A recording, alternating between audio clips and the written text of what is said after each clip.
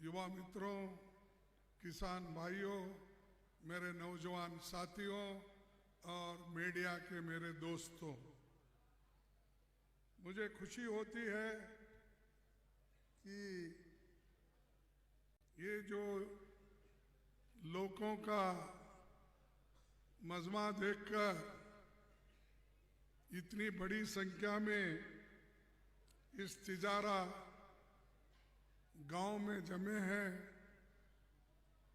और बड़े जोश के साथ आप इस जगह अपने अपने गांव से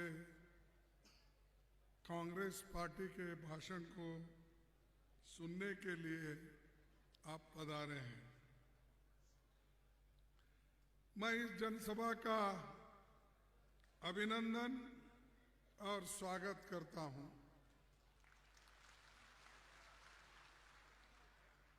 कल जो मध्य प्रदेश और छत्तीसगढ़ में जो वोटिंग हुई, मैं कह सकता हूं कि दोनों राज्यों में 100% कांग्रेस जीतने वाली है और हमारी सरकार वहां बनेगी।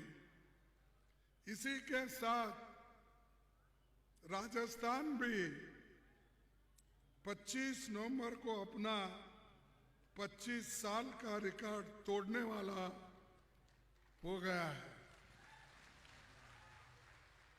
पहली बार ये रिकॉर्ड तोड़ेगा और फिर कांग्रेस की सरकार यहां पर आएगी।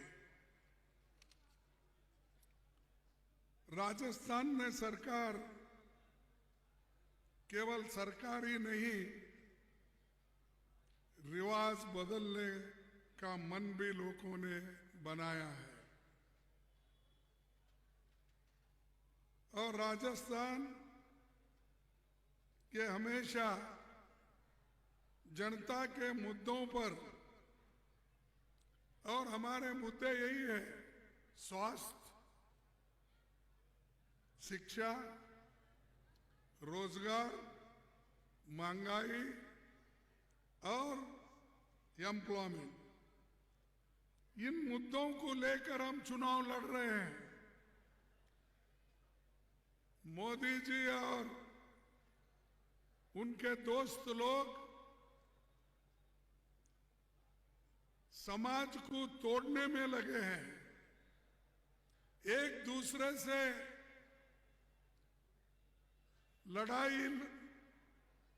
लड़ाने की कोशिश कर रहे हैं। लेकिन कांग्रेस पार्टी हमेशा लोगों को जोड़ने में, धर्म को एक रखने का काम हमारे पार्टी के लोग कर रहे हैं।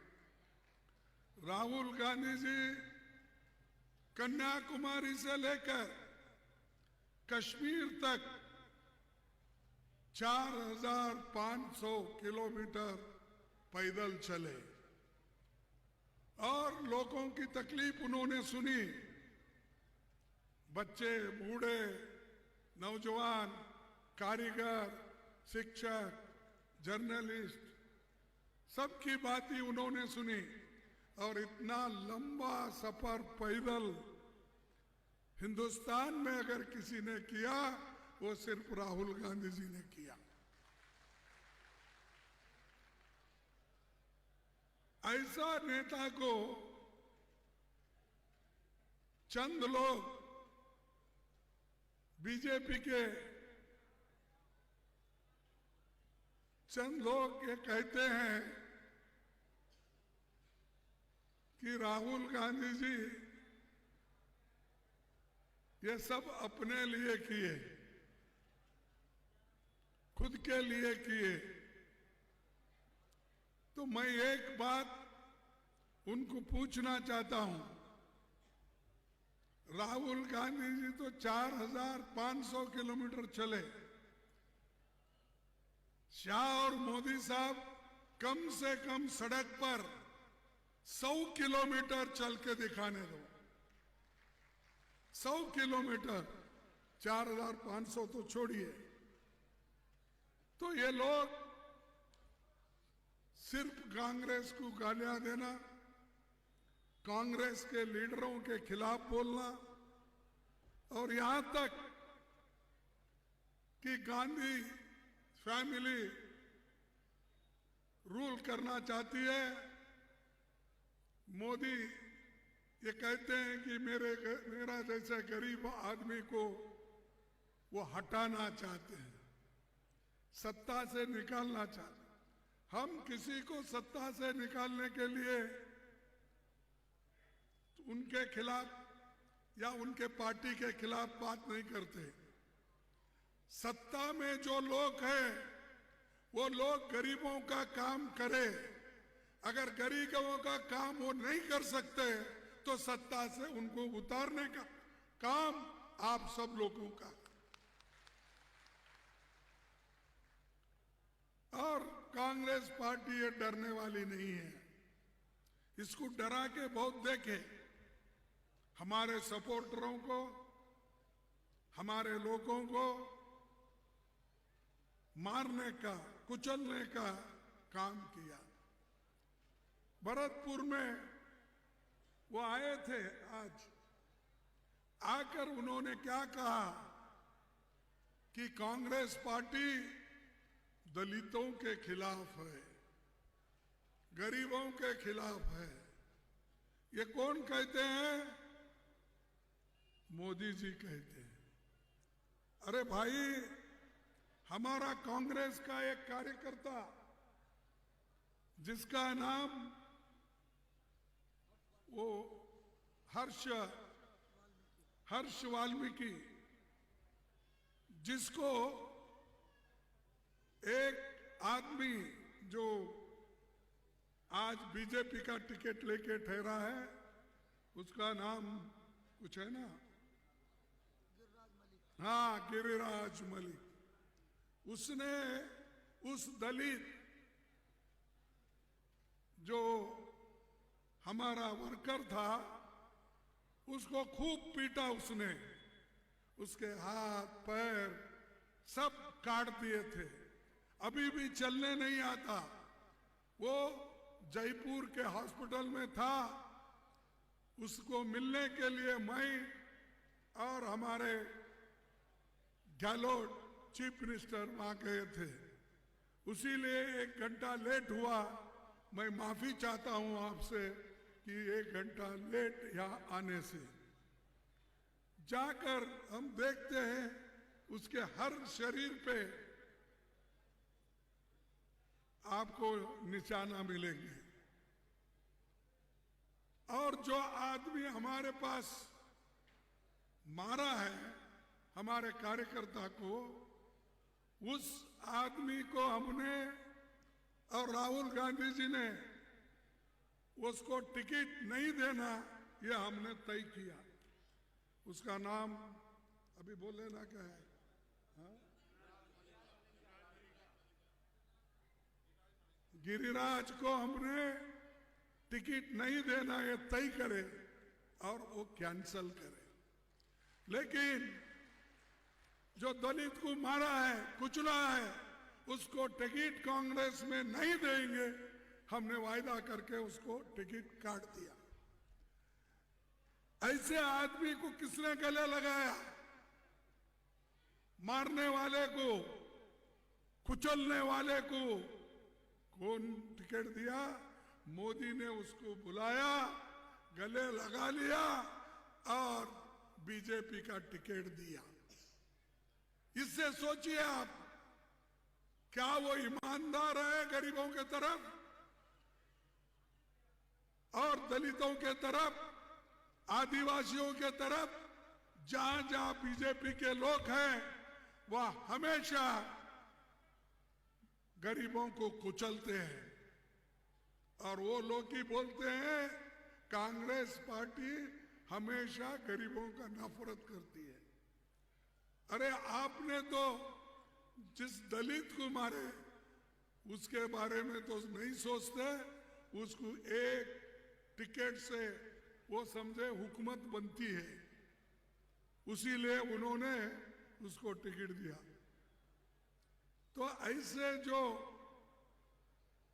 लोग हैं ये हिंदुस्तान के हित में कभी काम नहीं करेंगे, हमेशा एक दूसरे से लड़वाते हैं और लड़वा कर वो कहते हैं कि हम देश बचा रहे, हम धर्म बचा रहे, हम लोगों को एक कर रहे हैं। अरे बाबा, तुम एक क्या करते हो? एक तो हमने किया। इंदिरा गांधी जी ने इस देश में सबको इकट्ठा रखने के लिए अपनी जान कुर्बान दी। 32 गोलियां उन्होंने खाई। राजीव गांधी जी ने इस देश को एक रखने के लिए एक महिला उनके गले में हार डालने के लिए जाकर अपने कमर को एक मानवीय ह्यूमन बॉम्ब उन्होंने रख लिया था और वो बॉम्ब उड़ा के राजीव गांधी को खत्म कर दिए। उनका चेहरा, हाथ, पैर अलग अलग हो गए। ऐसे नेता हमारे पास है। और उनके पास कौन है?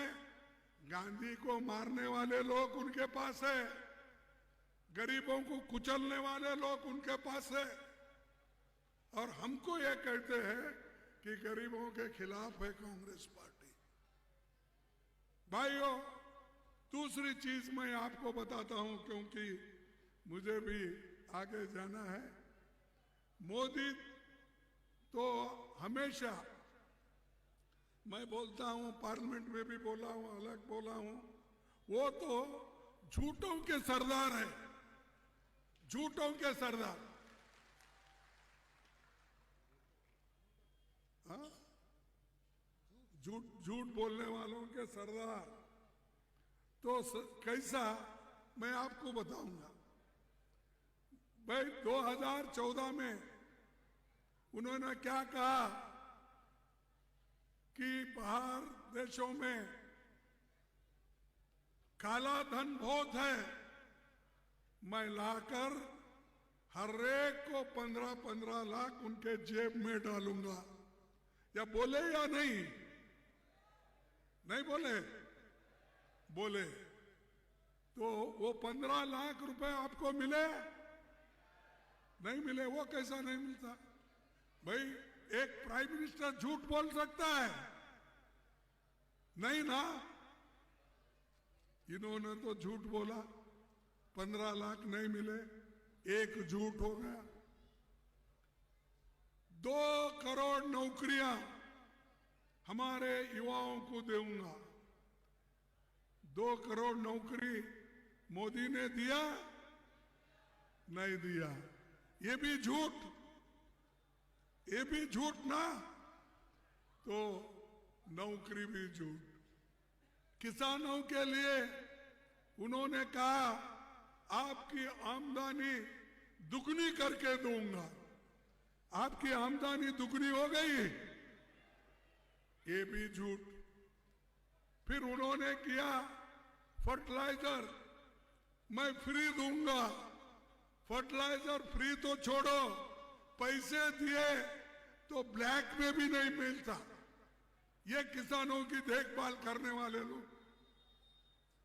और कहते हैं हम गरीबों के लिए हम आए हैं, गरीबों की सेवा करने। ऐसे कितने झूठ।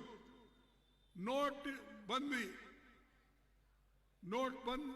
एक रातों रात उन्होंने नोटबंदी की।